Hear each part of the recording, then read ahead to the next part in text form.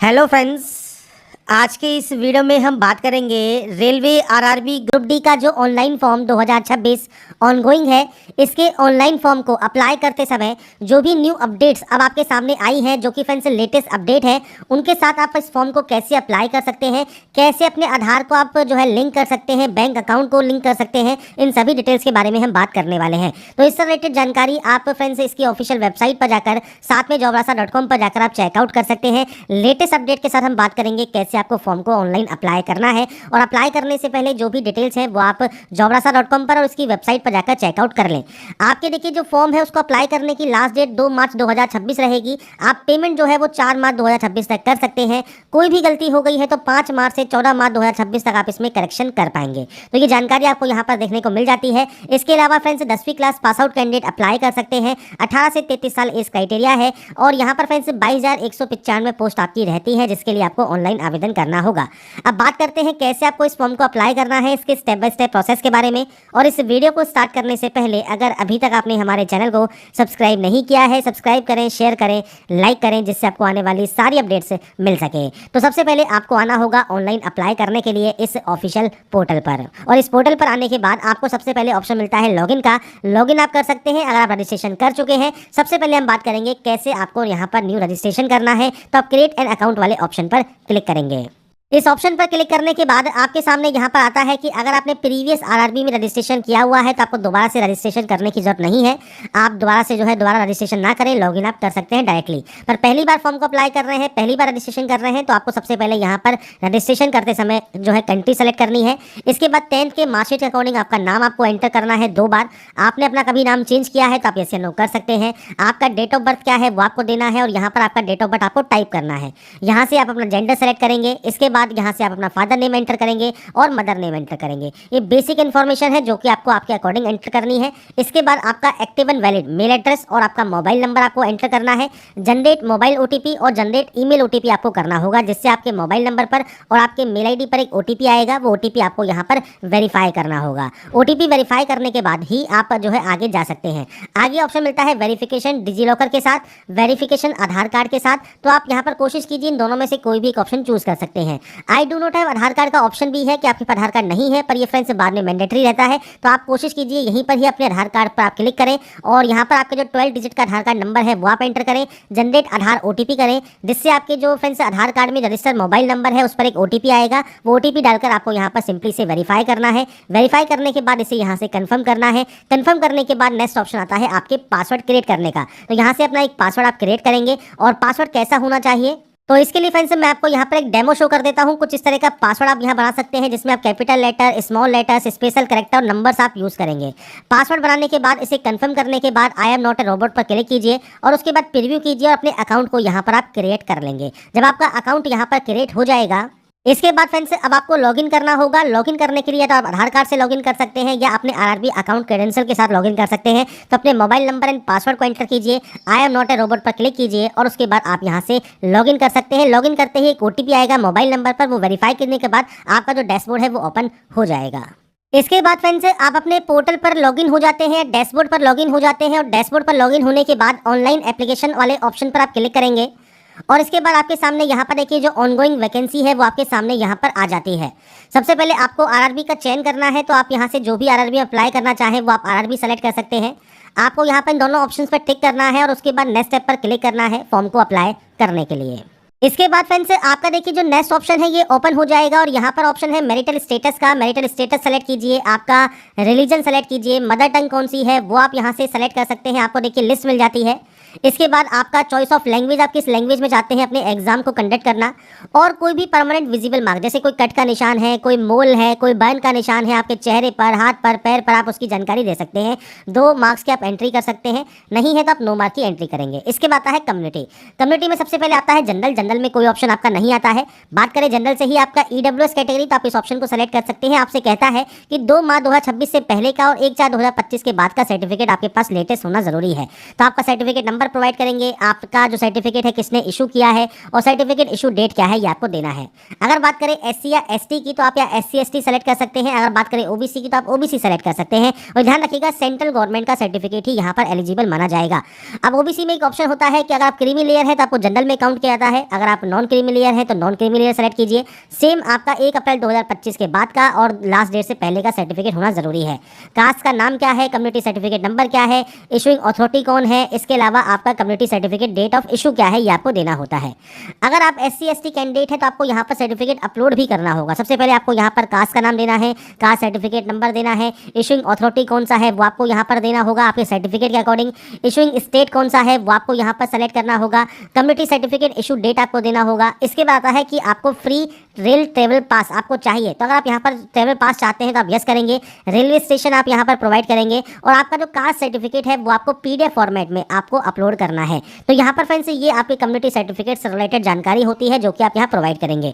नीचे आता है एड्रेस ऑप्शन, मैंने सिर्फ डेमो यहाँ पर प्रोवाइड किया हुआ है। आपका स्टेट कौन सा है, डिस्ट्रिक्ट कौन सा है, इसके अलावा एड्रेस क्या है, यहाँ पर आपका नियरेस्ट सिटी कौन सा है, आपका प्रेजेंट सिटी कौन सा है, पिन कोड क्या है, ये बेसिक जानकारी आपको देनी है।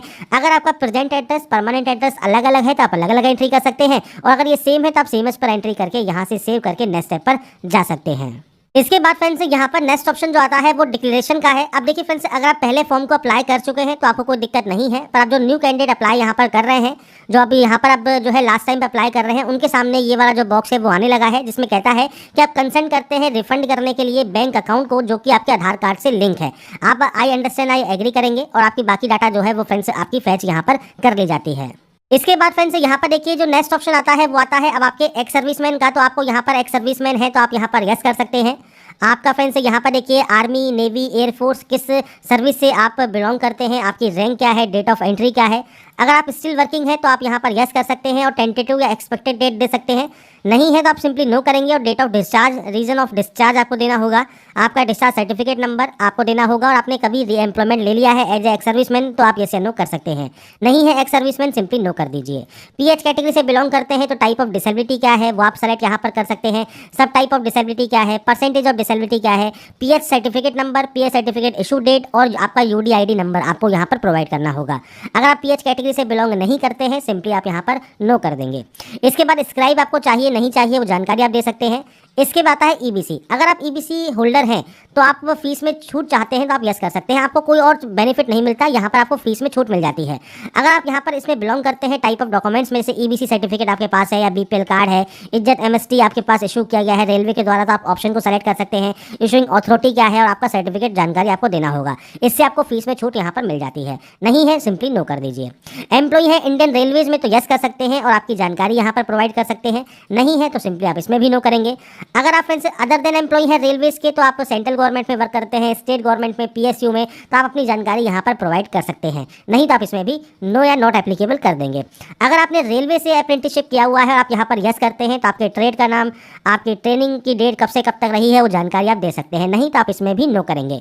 इसके बाद आता है bank detail for refund of fees. पहले आपने देखा होगा आपको यहाँ पर अकाउंट डिटेल्स फिल करनी होती थी जिसमें आपका IFSC कोड वगैरह सब आप देते थे, पर आप यहाँ पर देखने को मिलता है आपका आधार कार्ड नंबर। तो आपके 12 डिजिट का आधार कार्ड नंबर एंटर कीजिए और उसके बाद आपका फ्रेंड से देखिए जो आपका बैंक है वो आपका ऑटोमेटिक यहाँ पर फैच कर लिया जाता है और ये आपके आधार कार्ड नंबर डालने के बाद थोड़ी सी प्रोसेसिंग होगी। उसके बाद आपका जो बैंक है वो आधार जो लिंक होगा वो आपका फैच हो जाएगा यहाँ पर।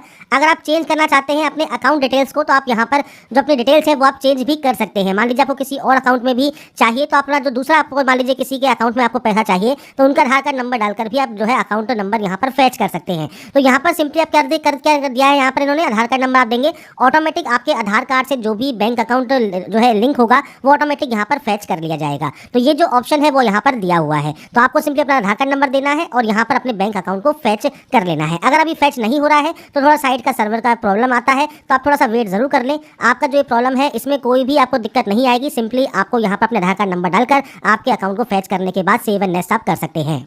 इसके बाद फ्रेंड्स नेक्स्ट ऑप्शन आता है आपकी क्वालिफिकेशन का। आप देखिए क्वालिफिकेशन में सबसे पहले यहाँ पर देखिए 10th आपके पास है, NSE है, ITI है, 10+2 है, बैचलर डिग्री है, मास्टर डिग्री है, मल्टीपल ऑप्शंस आपको मिलते हैं। सबसे पहले आपको 10th की एंट्री करनी होगी। 10th ऑप्शन को आप सेलेक्ट करेंगे क्योंकि हमने 10th को पहले से ही ऐड किया हुआ है।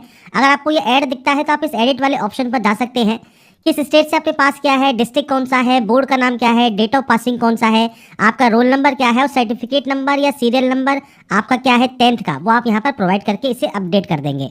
ऐसे ही अगर मान लीजिए आपने सिर्फ 10th की हुई है तो आप 10th की एंट्री करने के बाद नेक्स्ट स्टेप पर जा सकते हैं। अगर मान लीजिए आपने ITI से फॉर्म को अप्लाई कर रहे हैं तो ITI में आपको ट्रेड का ऑप्शन मिलेगा, एनी डिसिप्लिन का, स्टेट का ऑप्शन मिलेगा, आपके डिस्ट्रिक्ट का ऑप्शन मिलेगा, इंस्टीट्यूट का नाम, आपका date of passing, certificate NCVT या SCVT अप्रूव्ड है और सर्टिफिकेट टाइप आपका कौन सा है वो आपको सेलेक्ट करना होगा। अगर आपने NAC किया हुआ है तो आप NAC सेलेक्ट कर सकते हैं, ट्रेड सेलेक्ट करेंगे, सेम आपने किस स्टेट से पास किया है, डिस्ट्रिक्ट कौन सा है, इंस्टीट्यूट क्या है, सेम सर्टिफिकेट नंबर क्या है, सर्टिफिकेट इशूड बाय NCVT और सर्टिफिकेट टाइप आपको सेलेक्ट करना होगा।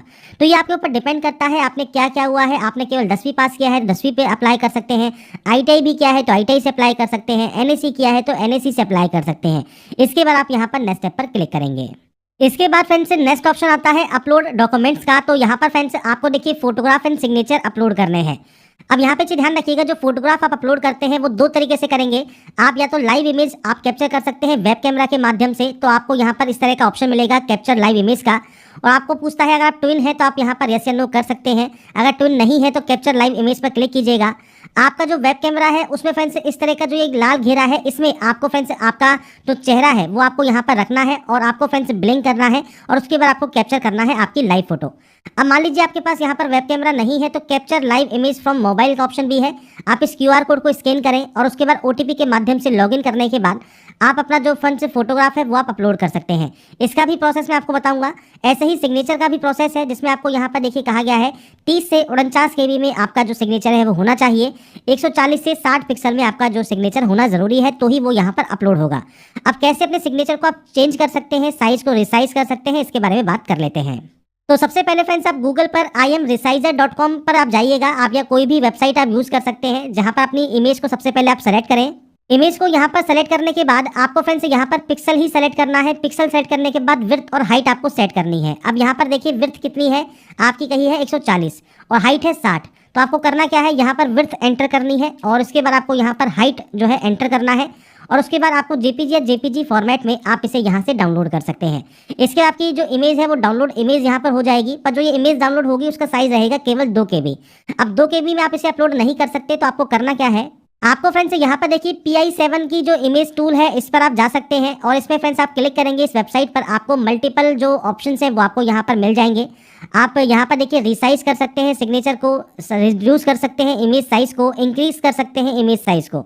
तो हमको यहाँ पर इमेज को इंक्रीज करना है, सेलेक्ट इमेज पर हम जाएंगे और उसके बाद फ्रेंड्स हमारी जो एक्चुअल फाइल है 2 KB की, हम इसे सेलेक्ट कर लेंगे। अब यहाँ पर देखिए आपसे कहा गया है 30 से 49 KB में आपको जो चाहिए इमेज, तो आप यहाँ पर देखिए जो वैल्यू है वो आप पुट कर सकते हैं। जैसे मैं यहाँ पर 45 KB कर देता हूँ। इंक्रीज साइज पर आप क्लिक करेंगे और हमारा जो फ्रेंड्स इमेज है वो इंक्रीज हो जाएगा, उसका साइज जो भी हमको चाहिए। और जब ये इंक्रीज हो जाएगा इसके बाद हम अपनी फाइल को डाउनलोड कर सकते हैं।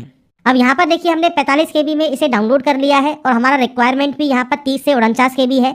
ब्राउज पर क्लिक कीजिए और उसके बाद फ्रेंड्स देखिए मैंने यहाँ पर अभी फाइल का नेम जो है वो चेंज नहीं किया है, क्योंकि हमने imresizer वाली वेबसाइट यूज़ किया था और एक PI7 वाला यूज़ किया था। तो मैं आपको ये शो कर रहा हूँ कि हम वही फाइल यहाँ पर अपलोड कर रहे हैं जिसको हमने अभी रिसाइज किया था और PI7 से उसका साइज बढ़ाया था।